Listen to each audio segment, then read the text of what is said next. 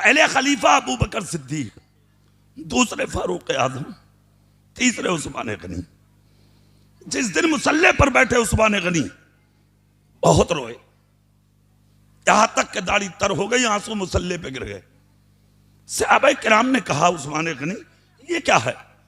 हजरत उस्मान गनी कह रहे हैं मैं इस लायक कहां था जिस लायक आज खुदा ने मुझे बना दिया। क्या बात? मैं इस लायक कहां जिस लायक आज मुझे बना दिया गया। ये फजल है मेरे रब का, ये रहमत है मेरे रसूल की, ये इनायत है मुझ पर सिद्दीक और उमर की। जोर से भाई, जोर से। आप देखें जितने बड़े थे उतनी ही बातें देखें आप उनकी, इखलास देखें गुफ्तगू में, आजिज़ी देखें गुफ्तगू में, इंकिसारी देखें गुफ्तगू में, लचक देखें इनकी बातों में। बातें देखें कितनी हसीन है, कितनी खूबसूरत है। आज तो थोड़ी सी दौलत तुम्हें क्या मिल गई, घूम गए आप, चंद सिक्के क्या कमा लिए, उड़ गए आप। लोग तुम्हें सलाम क्या करने लगे, लोगों को गालियां देने लगे आप।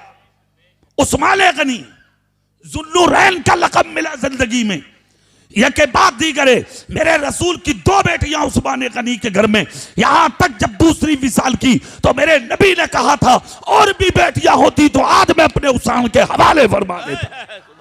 सुभान अल्लाह। वो उस्मान मुसल्ले पे बैठे रो रहे, फिर मस्जिद नबवी से जब रास्ते में आए तब रोते हुए, घर में दाखिल हुए तब रोते हुए, फिर निकल के आए तो फिर आंसुओं से चादर भीगी थी। सवाल कर दिया सहाबा ने क्यों रोते घूम रहे हैं उस्मान गनी? तो हज़रत उस्मान गनी ने फरमाया ऐ लोगों, मुझे मदीने में ऐसी जिंदगी नहीं आती है जैसी जिंदगी खुदा ने उमर फारूक आजम को दी थी। मेरी मदद करना उमर के पीछे चलने के लिए, मेरा ताउन करना उमर की तरह मदीने में रहने के लिए, मेरा साथ देना गरीबों के तलाश करने के लिए, मेरा हाथ पकड़ के चलना गरीबों के दरवाजे के लिए। अगर कोई एक भी प्यासा या भूखा मर गया, क़यामत के दिन उस्मान से सवाल हुआ तो उस्मान जवाब ना दे सकेगा। हजरत उस्मान गनी की पूरी जिंदगी लाजवाब गुजरी, शहादत का दिल था। हजरत मौला अली के दोनों बेटे हसन हुसैन हजरत उस्मान गनी के दरवाजे पर थे। जब शहादत हो रही थी तो उस्मान गनी ने वक्त शहीद एक जुमला दुनिया वालों के सामने पेश किया था कि खुदा का शुक्र है अगरचे मैं दुनिया से चल दिया, मगर खुशी इस बात की है जब तक खिलाफत का ताज मेरे सर पर रहा है आज तक मैंने मदीने में किसी को प्यासा नहीं देखा। सुभान अल्लाह, सुभान अल्लाह। बेशक बेशक। ये थे लोग, इन्हीं को कुरान ने सच्चा कहा है। यही वो लोग हैं जिनकी जिंदगी की वजह से खुदा की कसम आज इस्लाम में चमक और बहारें नजर आती है। बेशक बेशक। सुभान अल्लाह, सुभान अल्लाह। और सुनो इश्क कितने थे इनके पास। जी जी। इश्क देखें, कुरान की जो आयत है अल्लाह से डरो सच्चों के साथ हो जाओ, तो मैंने एक हदीस भी पढ़ी है अभी, जो जिससे मोहब्बत करेगा वो उसी के साथ उठाया जाएगा। जैसों के साथ रहोगे वैसो ही के साथ हश्र होगा। ठीक है, शुरू यहीं से किया हमने तकरीर, अब गौसे आदम पे आना है मुझे। सुभान अल्लाह, जोर से नहीं बोलोगे? सैयदना अबू बकर सिद्दीक हरम में बैठे हैं मक्के के। सरकार का चेहरा गौर से देखा, देखते रहे, टिक टिक की बात कर देखते रहे। मेरे नबी की नजर पड़ गई, करीब आ गए नबी, सर पे हाथ रखकर कहा अबू बकर क्या देख रहे? रोने लगे, मोती की तरह आंसू जमीन पर गिरने लगे। अर्ज करते हैं या रसूलल्लाह मैं आपको देख रहा हूं। कहा मतलब? कहा सरकार जब तक आप हैं बहुत सुकून है, मैं आपके करीब ना हुआ तो मेरा क्या होगा। इश्क देखें आप, इतना जब कहा तो नबी का जवाब देखें। अल्लाह अल्लाह। मुस्तफ़ा कहते हैं अबू बकर जो हाल आपका है तुम्हारा है वही हाल हमारा है। तुम हमारे बगैर नहीं रहते, हम तुम्हारे बगैर नहीं रहते, तो फिर परेशान मत हो, जहां हम होंगे वहीं तुम होगे। सुभान अल्लाह, सुभान अल्लाह। जबान मुस्तफा की ये जुमले निकल गए, मेरे नबी का विसाल हो गया, हिस्सा नबी का अबू बकर के नाम आया कि वो मुसल्ला मेरे रसूल का आज अबू बकर के हिस्से में है। जोर से जोर से।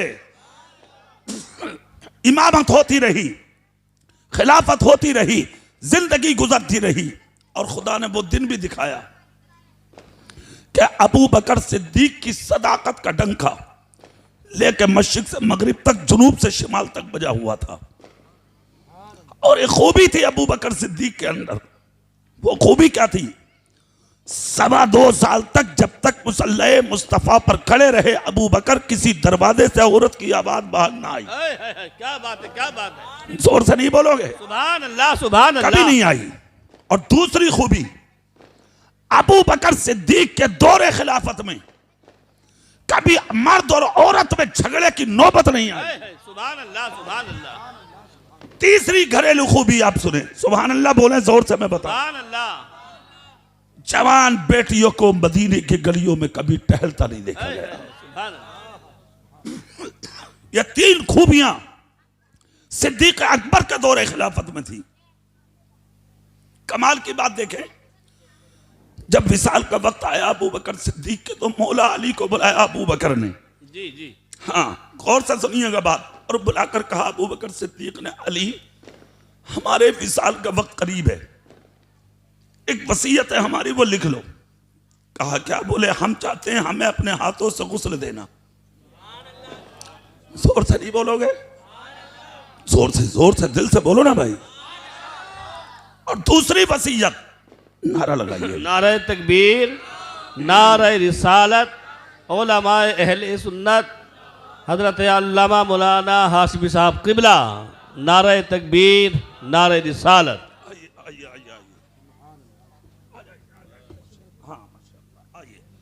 सुभान अल्लाह, जोर से बोले भैया। माशाअल्लाह। खतीब अहले सुन्नत, मुबल्लिग सुन्नियत हजरत अल्लामा मौलाना हाशमी साहब तशरीफ ले आए। उनकी तकरीर भी आपको सुनना है, ठीक है? सुभान अल्लाह बोल सकते हैं जोर से? सुभान अल्लाह। चेहरा मेरी तरफ करके बात सुने आप।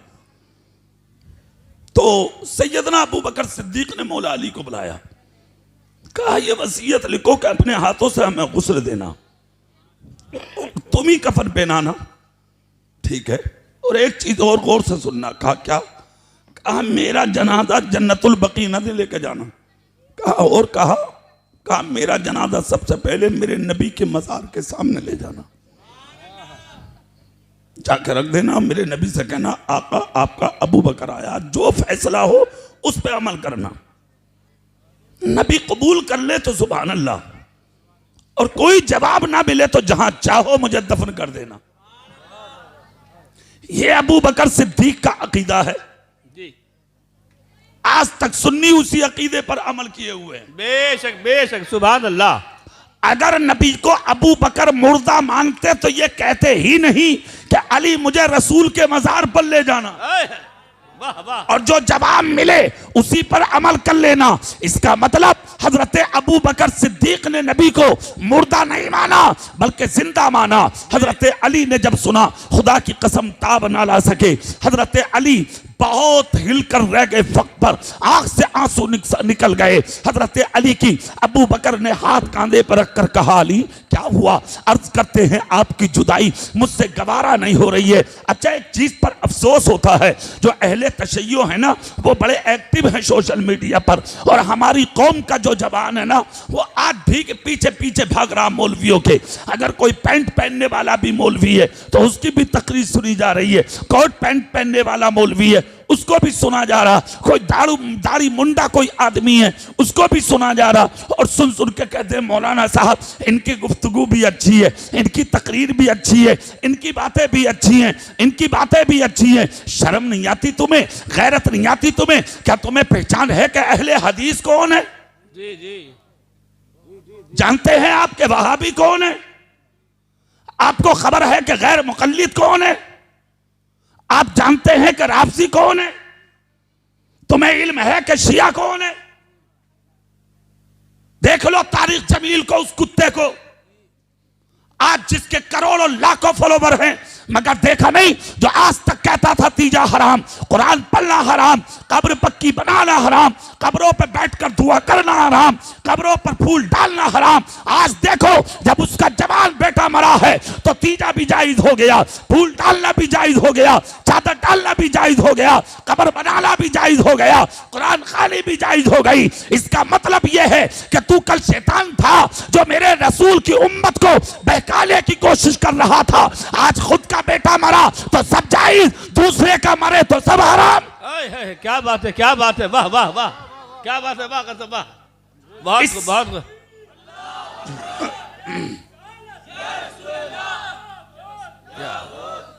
शर्म नहीं आती?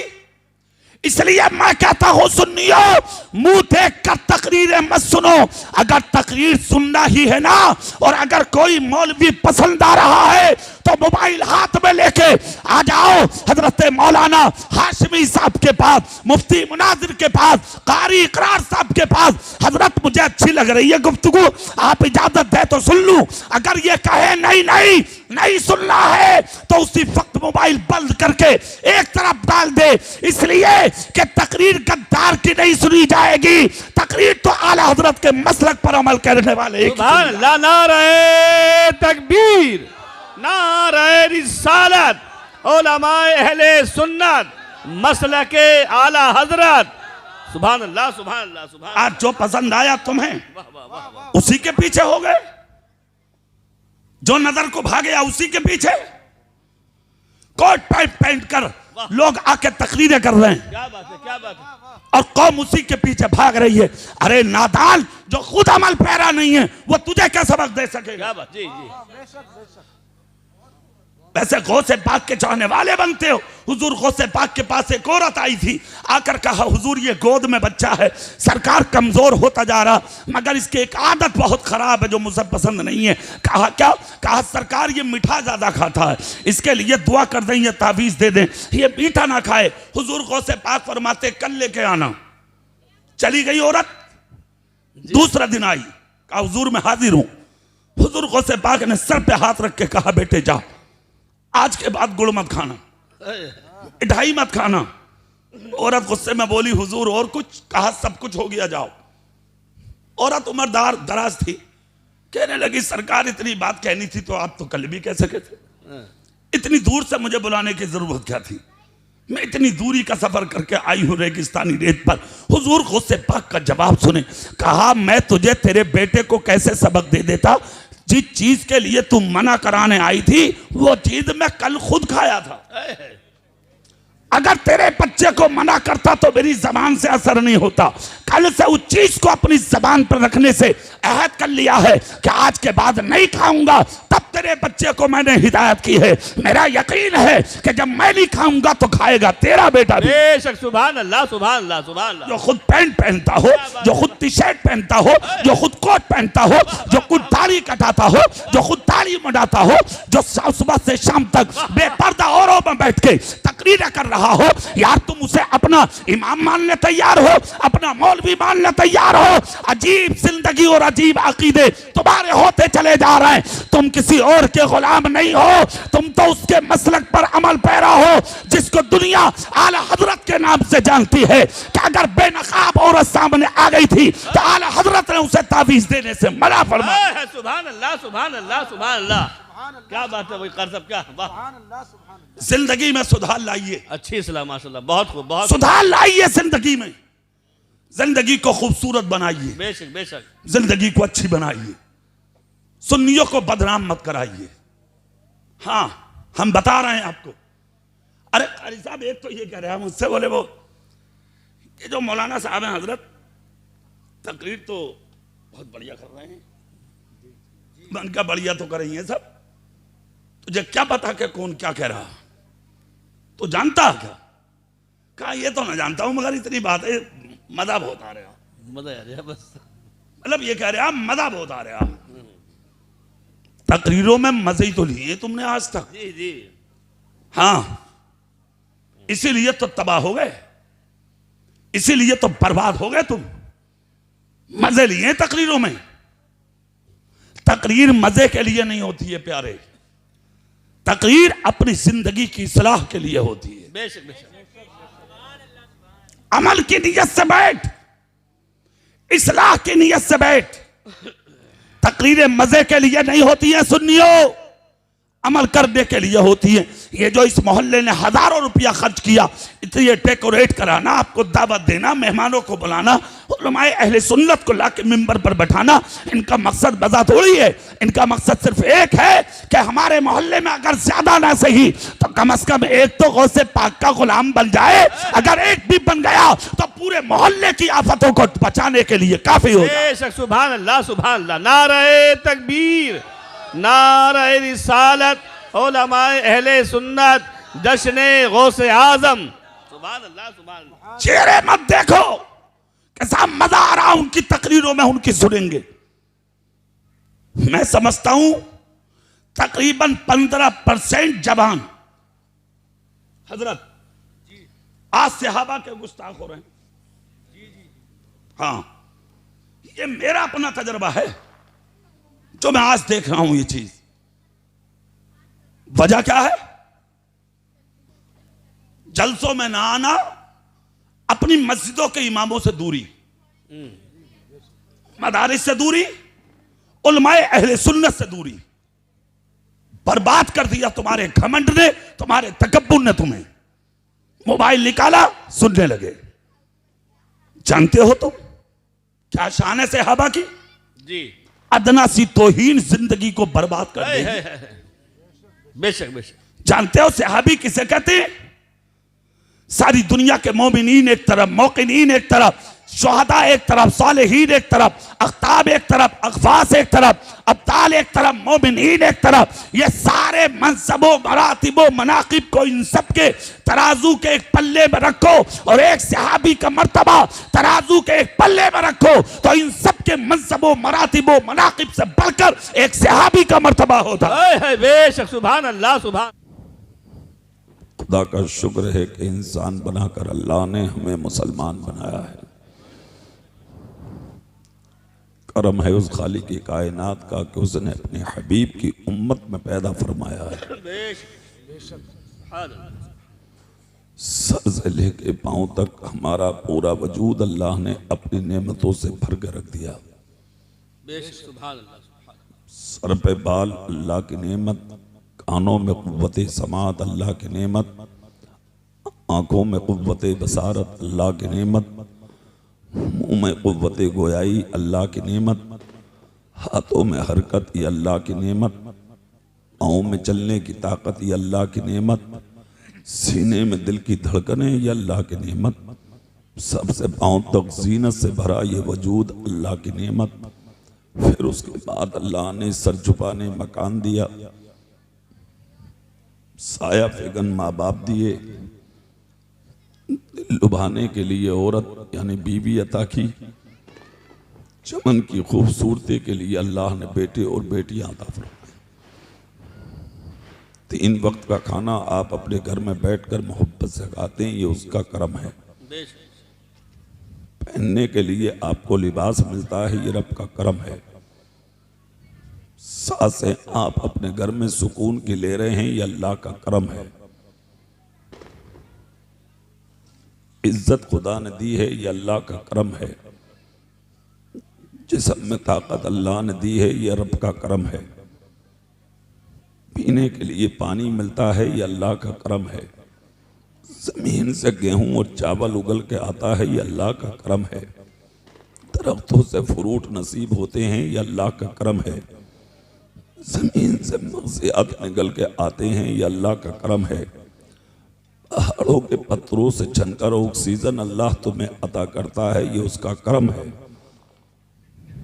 एक नहीं बेशुमार नेमतें, अनगिनत नेमतें अल्लाह ने आपको अता फरमाई जिनका शुमार नामुमकिन है। बहुत बड़ी नेमतों से अल्लाह ने आपको नवाजा। हालांकि हम बिलाशुबा इन नेमतों के लायक नहीं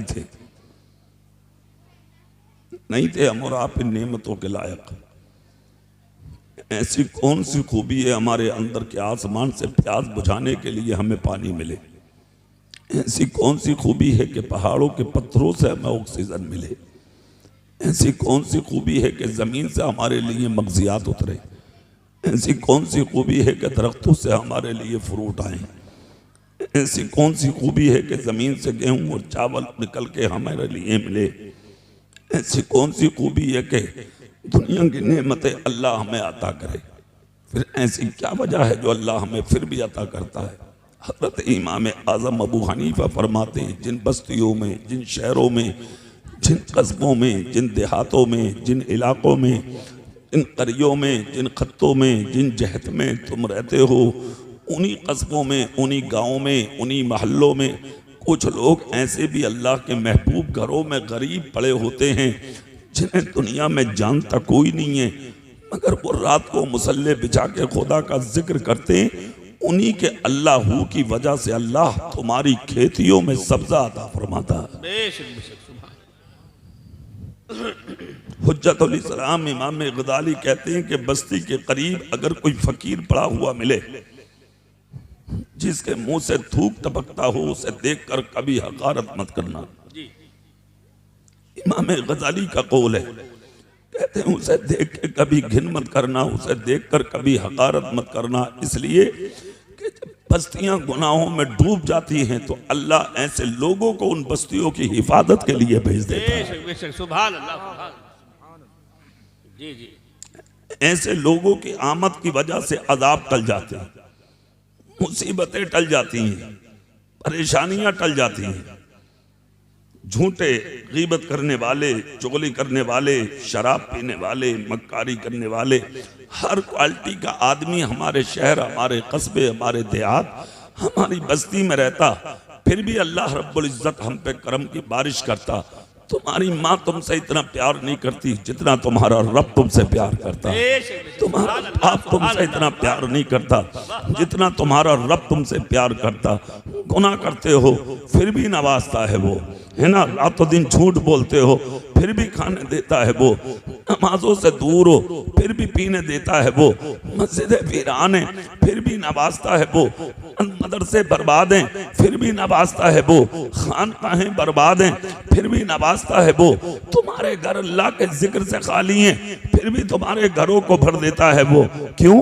सिर्फ इसलिए कि आज मेरा बंदा झूठा है, कल सच्चा भी हो जाएगा, कल नमाज भी पढ़ेगा, कल गीबत और चुगली से बात भी आएगा। ऐसा भी ना करो फिर भी अल्लाह तुम्हें नवाजता, इसलिए कि वो रब तुमसे प्यार करता है, तुमसे मोहब्बत करता है।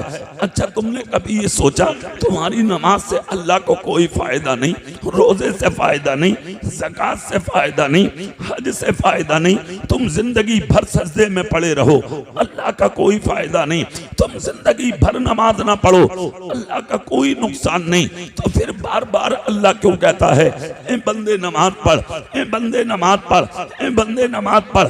इसकी वजह सिर्फ ये है, अल्लाह तुमसे प्यार करता है, अल्लाह की मर्जी ये है, उसकी मशीयत ये है ताकि बंदा नमाज पढ़ के मुझे राजी कर ले, ताकि वो अपनी महबूब जन्नत में अपने बंदे के हवाले कर सके। सुभान अल्लाह, सुभान अल्लाह। बेशक बेशक, ये करम है उसका। हर हाल में तुम्हें नवाजता है अल्लाह, हर हाल में तुम्हें देता है अल्लाह। जिस हाल में भी तुम रहते हो उसी घर में तुम्हें अता फरमाता है अल्लाह। तुमने कभी उसकी नेमतों का शुक्रिया अदा किया? कभी उसकी बारगाह में शुक्रिया के सजदे किए? कभी तुम उसकी बारगाह में आकर रोए? भैया ई को कम कर दो, माइक वाले भैया ई को बिल्कुल निकाल दो, खींच दो। ई को नहीं, बस माइक चलाइए ठीक, आवाज बढ़ा के, ठीक है। हर हाल में उसका शुक्रिया अदा करना है हमें। हमें ये देखना हमारा रब हमसे क्या कहता, हमारा रब हमसे क्या चाहता। तो हमारा रब कुछ नहीं चाहता, हमारा रब चाहता बंदे तो मेरी इबादत करने वाला बन जा। बेशक बेशक, जोर से बोलो ना भाई। सुभान अल्लाह, सुभान अल्लाह। देखिए आप, ये उसका करम नहीं है तो क्या है? एयर कंडीशन मकान अल्लाह ने दे दिए, औलादे दे दी। अब चलिए, आपने औलाद मांगी थी, अल्लाह ने औलाद दे दी, मकान मांगा था मकान दे दिया, खाने मांगा था खाना। उसी औलाद में अल्लाह ने कितनी इज्जतें दी। इंजीनियर बन गया बेटा, प्रोफेसर बन गया बेटा, मास्टर बन गया बेटा, डॉक्टर बन गया बेटा, IAS बन गया बेटा, IPS बन गया बेटा, सरकारी नौकर हो गया बेटा। कितना करम किया तुम्हारे रब ने, जो तुम मांगते गए तुम्हारा रब तुम्हें अता करता गया।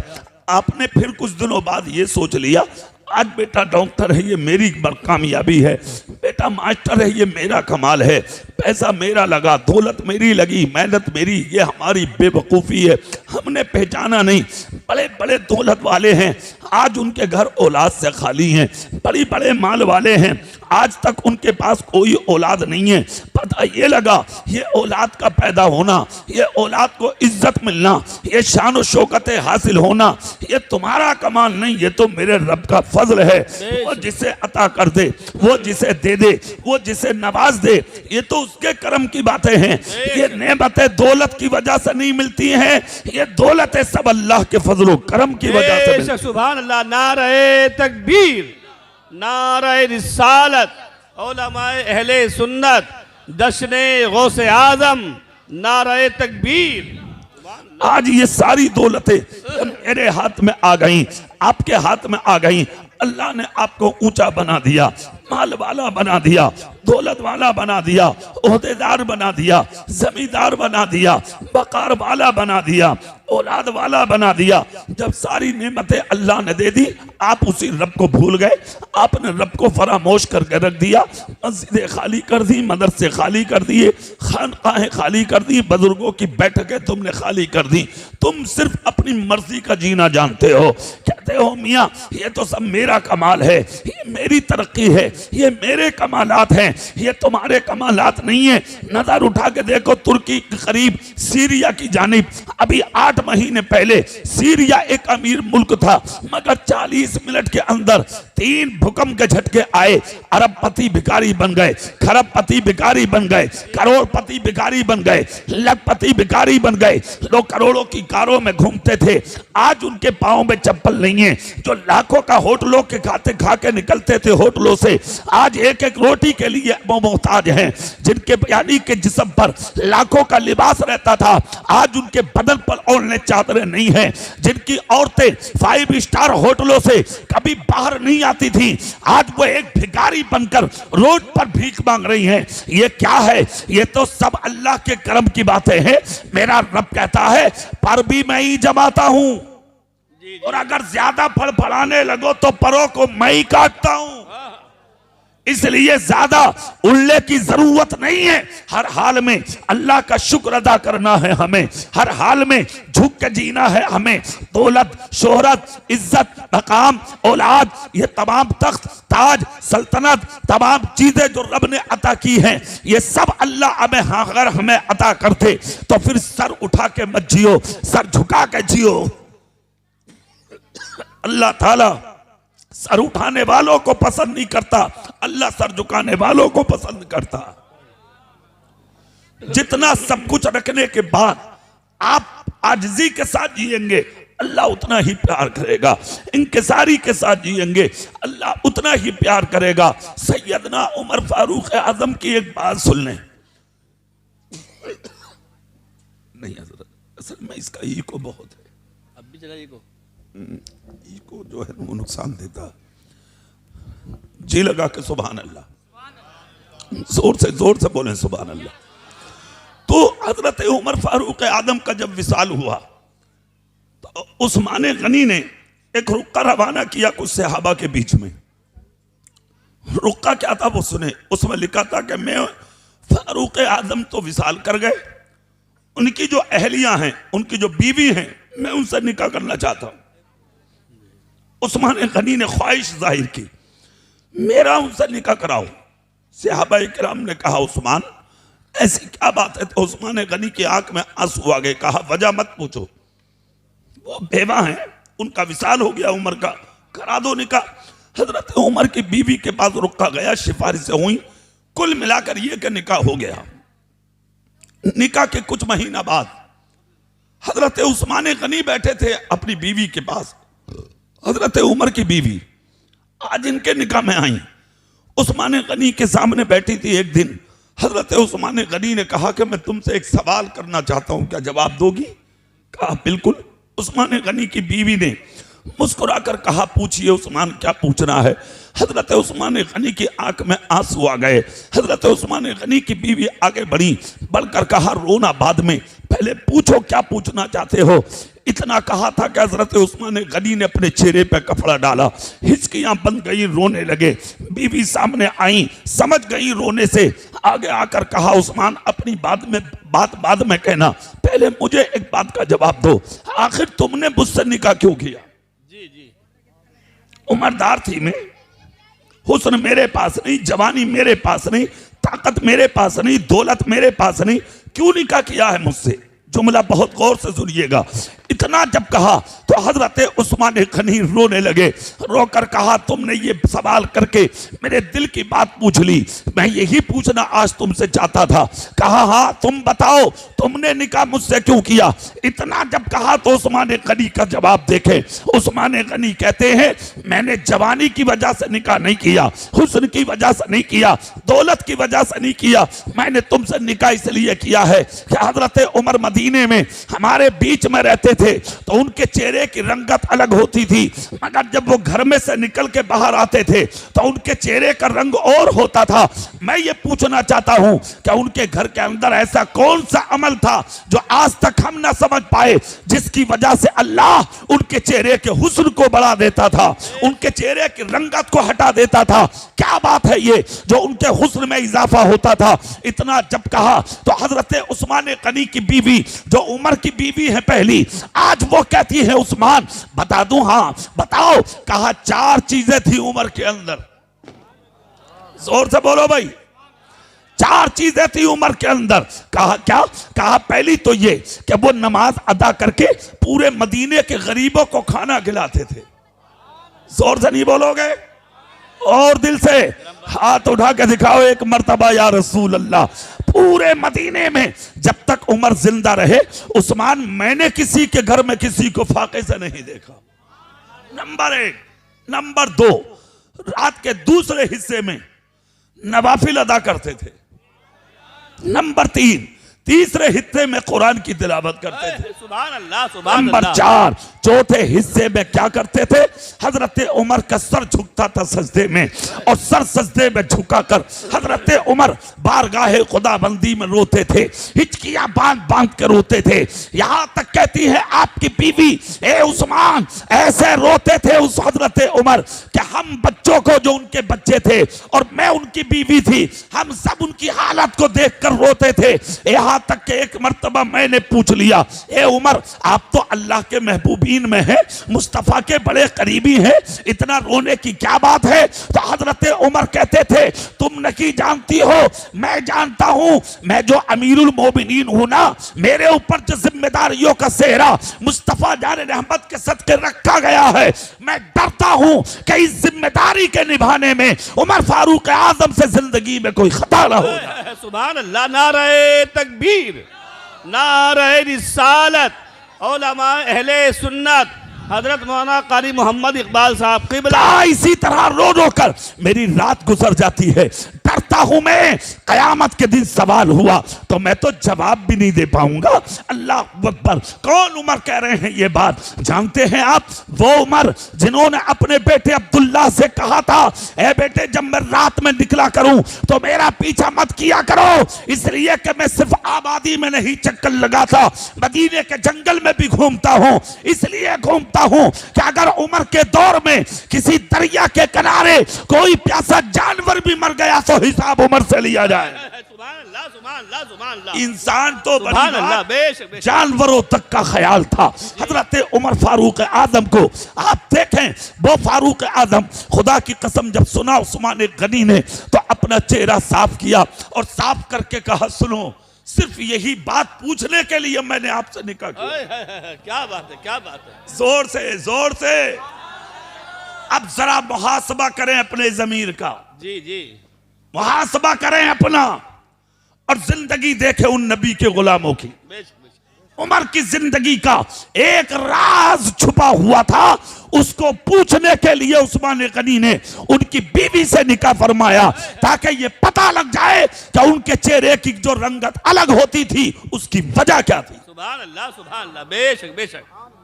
क्या आज बात तो आपकी जिंदगी का हर काम आपके नफ्स के लिए है। जी।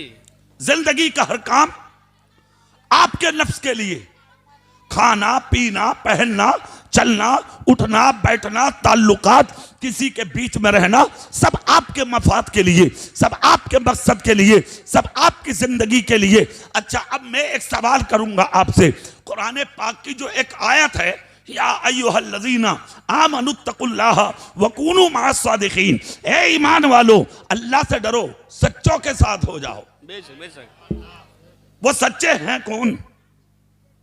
कौन है वो सच्चे जिनके साथ रहकर अल्लाह रब्बुल इज्जत ने हमें दावत दी है, जिनके साथ रहने की कुरान ने मुतनब्बे किया है हमें, इनके साथ रहो, इनके साथ रहो, इनके साथ रहो। तो वो सच्चा कोई और नहीं, वो सच्चे सिद्दीक़ अकबर ही है, फारूक आजम ही है, उस्मान गनी ही है, मौला अली ही है, हसन हुसैन ही है, वो सच्चे गौसे आजम बगदादी ही है। बेशक बेशक। सुभान अल्लाह सुभान अल्लाह। कोई और नहीं है। सच्चे यही हैं जिन्होंने सारी जिंदगी सच्चाई के साथ गुजार दी। खाने मिले ना मिले, पीने मिले ना मिले, पहनने मिले ना मिले, घर रहने मिले ना मिले, दुनिया के कोई आराम और सुकून मिले ना मिले, सिर्फ एक चीज की तलाश थी, अल्लाह मिल जाए। बेशक। जोर से जोर से जोर से अल्लाह मिल जाए, उसका रसूल मिल जाए, उसके अलावा कुछ मिले ना मिले, सिर्फ हमें इसी की तलाश है।